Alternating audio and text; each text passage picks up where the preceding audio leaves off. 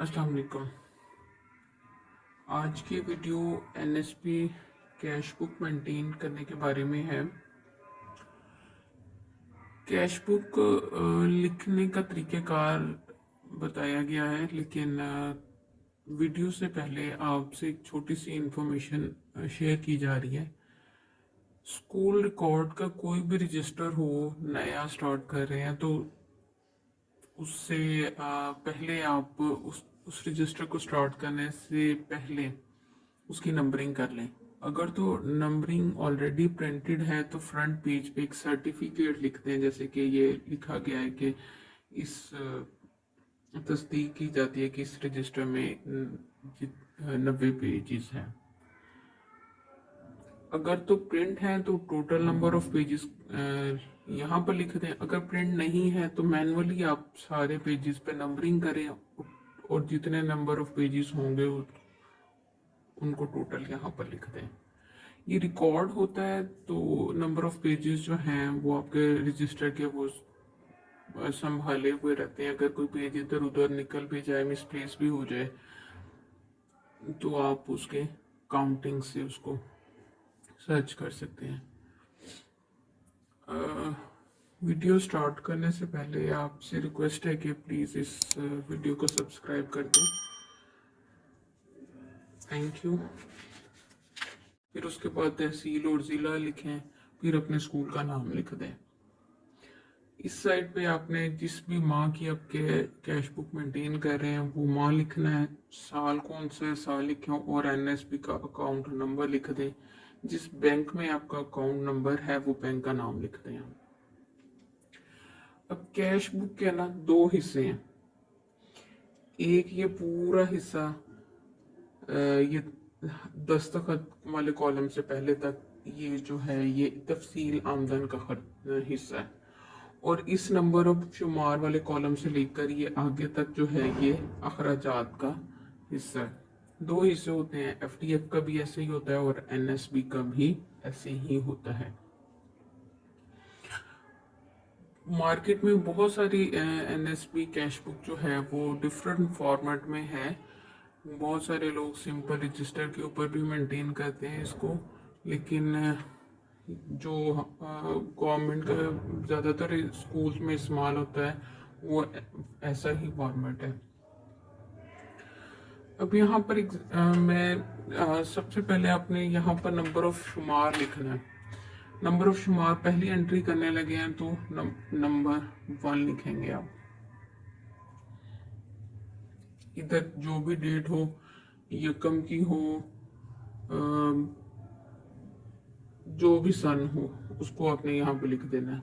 अब यहाँ पर तफसील आमदन में सबसे पहले हम साबका बैलेंस लिखेंगे। साबका बैलेंस कौन सा होगा कि जो इस मौजूदा महीने से पहले वाला महीना है वो कहाँ पर इख्तिताम हुआ, उसका मिज़ान कितना था बैंक में, वो रकम। फॉर एग्जांपल यहाँ पर हम लोग लिखते हैं 50,000 था,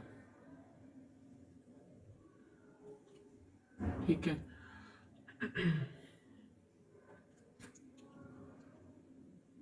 अब 50,000 था। अब अगर तो आपकी एनएसबी में ग्रांट आई है कोई तो ठीक, अगर नहीं आई तो इसी को ही टोटल करके लिख दें। अगर आई है तो वो उसका भी तरीका साफ देख लें कि उसको नंबर 2 पे नंबरिंग दें। वो जिस डेट को आई है, जैसे 15 को आई है फॉर एग्जांपल इसी महीने की, और कितनी आई है, आई है 23,000 रुपये। ग्रांट आई है, एनएसबी ग्रांट बैंक में ट्रांसफर हुई।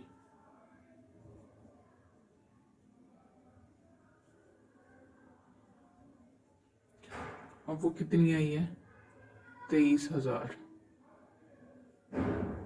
ठीक है।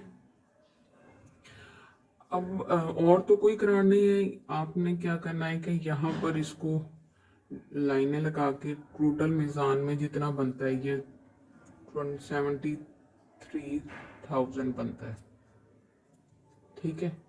ये इसको ऐसे लिख देंगे टोटल मिजान में। अब यहाँ पर स्कूल की हेड जो है वो यहाँ पर साइन स्टैम्प करेंगे इस जगह पे, ठीक है, ये लिखा होगा। अब आ जाए तफसील ऑफ अखराजात। तफसील ऑफ अखराजात में ये होगा, यहाँ पर भी सेम तरीक़ेकार है कि यहाँ पर आपने नंबर शुमार लिखना है। पहली एंट्री है तारीख। अब ये वो तारीख होगी कि जिस तारीख को हमने चेक निकलवाया है। चेक निकलवाने का रूल भी मैं आपके साथ शेयर किया जा रहा है। चेक निकलवाने का तरीक़ाकार ये होता है कि आपने हमेशा ट्रेडर को क्रॉस चेक देना है।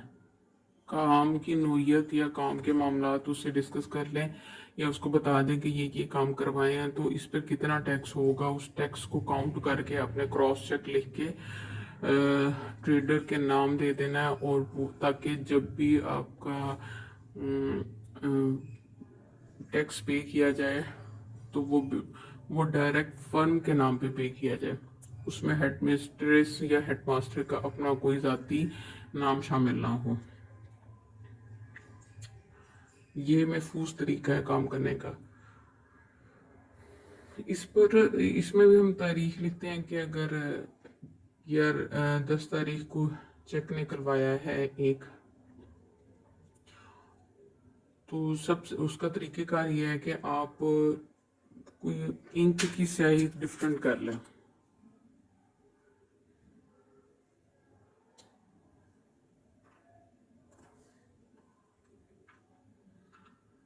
आप यहाँ पर लिख लें कि बजरिया चेक नंबर, जो भी चेक का नंबर है 11220345 जो भी बैंक से निकलवाई गई रकम,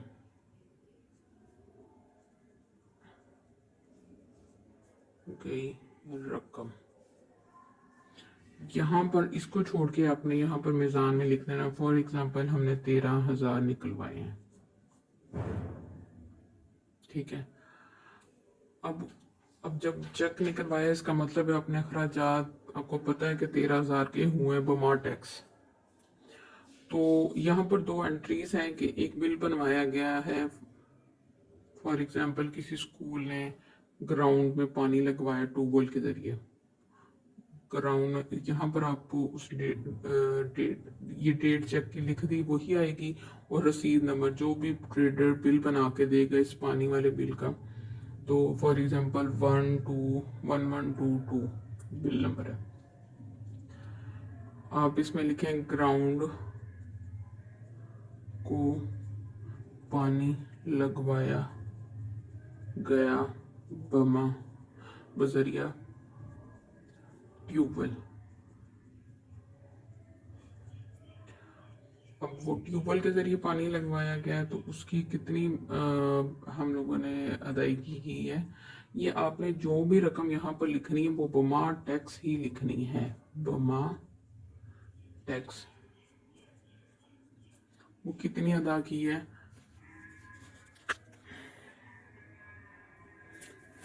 उसने टैक्स के जरिए जो रकम अदायगी की है वो है, वो अदायगी और ख़रीदारी वाले खाने में या मिज़ान वाले खाने में आप लिख सकते हैं। वो यहाँ आएगी 8,444, ठीक है,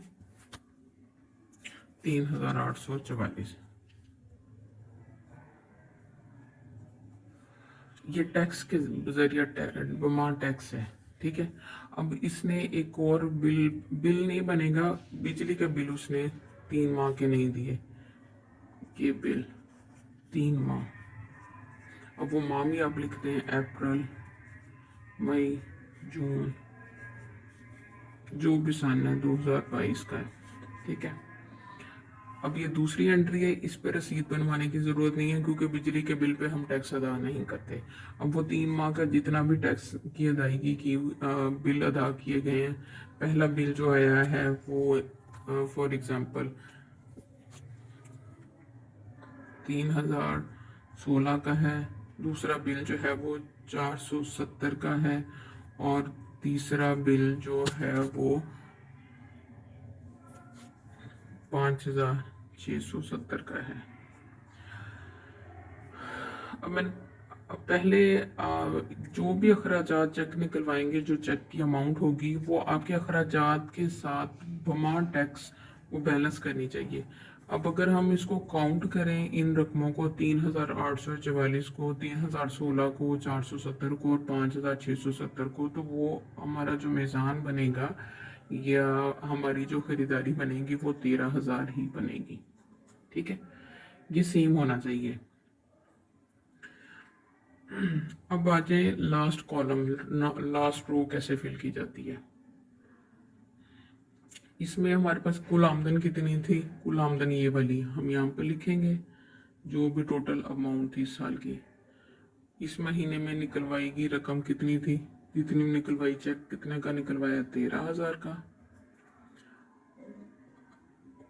रवा माह में बैंक खाते का इख्तितामी मीज़ानिया। अब इख्तिताम कहाँ पे हुआ, 73 में से 13 निकाल दिए, बाकी पीछे बच गए 60,000। ठीक है, सबका बकाया, पिछला बकाया जो था वो कितना था, वो यही लिख देंगे, 50,000।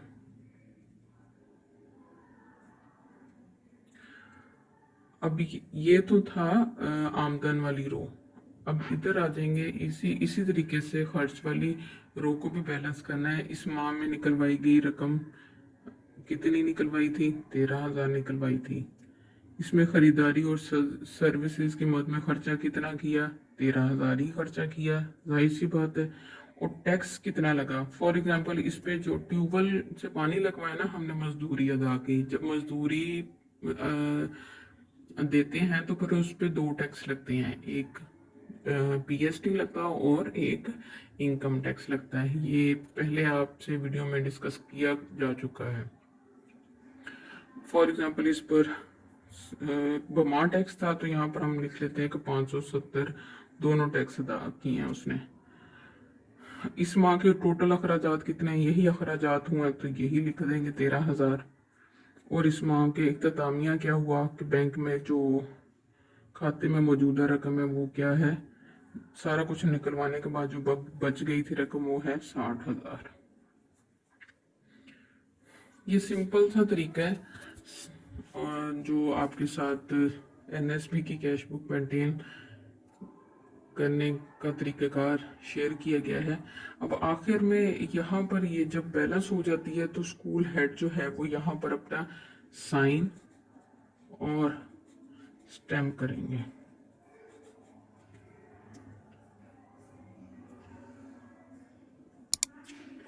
वीडियो अच्छी लगी हो तो इसको प्लीज़ सब्सक्राइब करें। Thank you.